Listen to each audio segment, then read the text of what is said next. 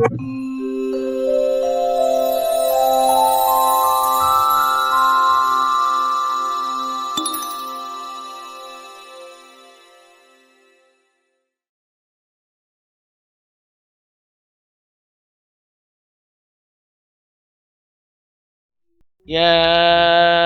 أي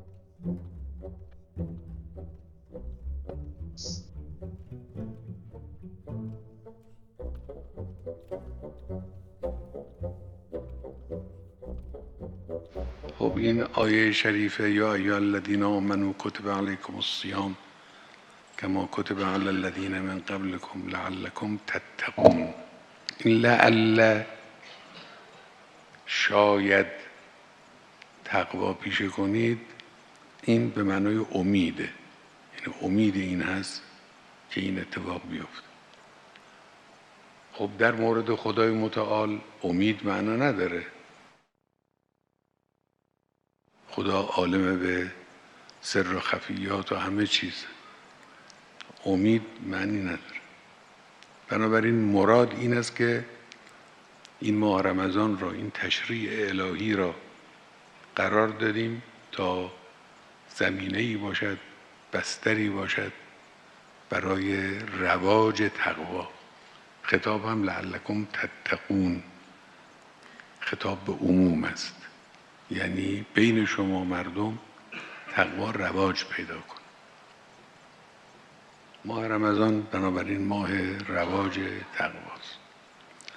تقوا یعنی چه؟ تقوا اونطوری که در ترجمه ها رایج شده درست هم هست، یعنی پروا کردن. در تعبیرات معمولی ماها ملاحظه کردن، میگن فلانی ملاحظه فلانی رو داره، شما ملاحظه فلان کس رو دارید.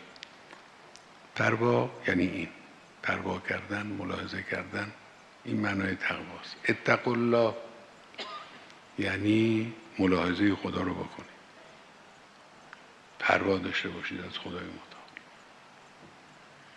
یک خط مستقیمی به شما نشان داده است در این حرکت عظیم حیات بشری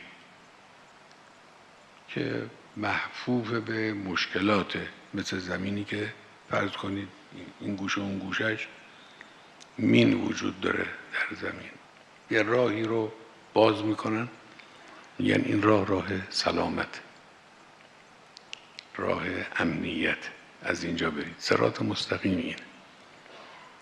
ملاحظه خدا اتقوا الله یعنی حواستون باشه از این راه منحرف نشید، کج و راست نشید، گرفتار خواهید شد، مشکل براتون درست میشه.